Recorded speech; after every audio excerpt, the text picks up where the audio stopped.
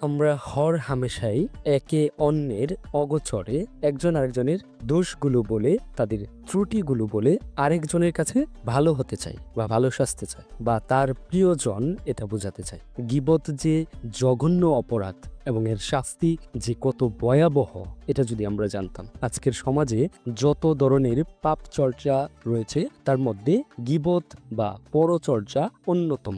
অন্যান্য গুনাহ থেকে আমরা বিবেকের তাড়নায় অনেক সময় বেঁচে থাকি, কিন্তু গীবত থেকে আমরা মোটেও সতর্কতা অবলম্বন করি না বললেই চলে। আর এই সতর্কতা অবলম্বন না করার দুটি কারণ বলা যায়। প্রথমত হচ্ছে গীবত কাকে বলে তা আমরা অনেকেই জানি না, আর দ্বিতীয়ত হচ্ছে জানলেও আমরা যারা জানিও তারা ততটা গুরুত্ব দেয় না এটা নিয়ে। অথচ গীবত বা পরদোষ চর্চা এমন একটি জঘন্য অপরাধ যাকে আল্লাহ তাআলা আপন মৃত ভাইয়ের গোশত খাওয়ার সঙ্গে তুলনা করেছেন। কুরআন কারিমে ইরশাদ হয়েছে, তোমাদের একে অন্যের গীবত করবে না। তোমাদের মধ্যে কেউ কি তার মৃত ভাইয়ের গোশত খেতে পছন্দ করবে? এটাকে তো তোমরা ঘৃণা করে থাকো। তোমরা আল্লাহ তাআলাকে ভয় করো, নিশ্চয়ই আল্লাহ অতি তওবা কবুলকারী পরম দয়ালু। সূরা হুজুরাত আয়াত 12। উল্লিখিত আয়াতে কারো গীবত করতে নিষেধ করা হয়েছে। তো গীবত সম্পর্কে আমরা তো আল্লাহর নিষেধ এবং সরাসরি কোরআনে যে এই বিষয়টি আছে তা জানলাম। এখন আমরা যে বিষয়টা অনেকেই জানি বা জানি না, বা অনেকেই গভীরভাবে জানি না, তাহলে আসুন গীবতের পরিচয়টা জেনে যাই। হাদিস শরীফে গীবতের পরিচয় এসেছে হযরত আবু হুরায়রা রাদিয়াল্লাহু আনহু থেকে বর্ণিত।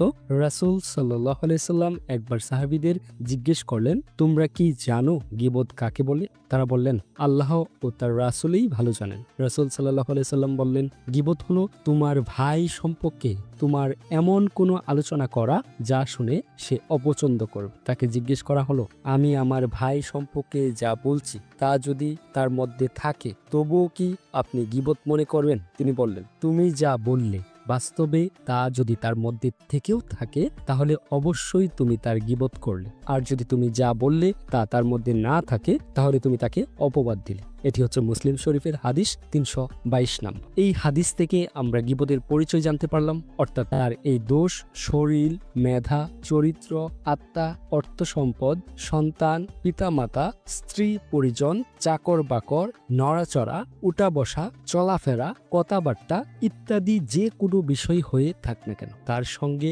সম্পৃক্ত যে কোনো দোষ বলাই গীবতের অন্তর্ভুক্ত। আর এর প্রকাশও হতে পারে বিভিন্নভাবে, যেমন শব্দের সঙ্গে, ইশারা ইঙ্গিতে, চোখ দ্বারা, ভ্রু, মাথা, হাত ইত্যাদি দ্বারা। মানে এখানে বোঝানো হয়েছে আপনি যদি মুখেও না বলেন, আপনার অঙ্গভঙ্গি, চোখের ইশারা, ভ্রুকুচি বা মাথা, হাত যে কোনো অঙ্গ প্রত্যঙ্গের দ্বারাও যদি অসন্তুষ্টিমূলক কোনো বিষয়ে কারো অনুপস্থিতিতে মানুষের কাছে উল্লেখ করাই হলো গীবত। আর যদি কারো দোষের কথা অন্যের কাছে তার সামনেই আলোচনা করা হয় তাহলে তা মানহানিকর বিবেচ্য হবে, যা আরো বড় গুনাহ বলে বিবেচিত। আর কেউ কারো গীবত করলে তার কাফারা তৎক্ষণাৎ দেওয়া উচিত। এতক্ষণ তো গীবত সম্পর্কে একবারে পুঙ্খানুপুঙ্খানুভাবে বললাম। আশা করি এই অংশটুকু শোনার পরে আপনাদের গীবত সম্পর্কে আর কোনো প্রশ্ন থাকবে না যে গীবত কাকে বলে। তো গীবতের পরিচয় তো জানলাম, এবার আসি গীবতের বা গীবতকারীর যে ভয়াবহ শাস্তি আছে সেটা কি। হাদিস শরীফে ইরশাদ হয়েছে, হযরত আনাস বিন মালিক থেকে বর্ণিত, তিনি বলেন, রাসূল সাল্লাল্লাহু আলাইহি সাল্লাম বলেছেন,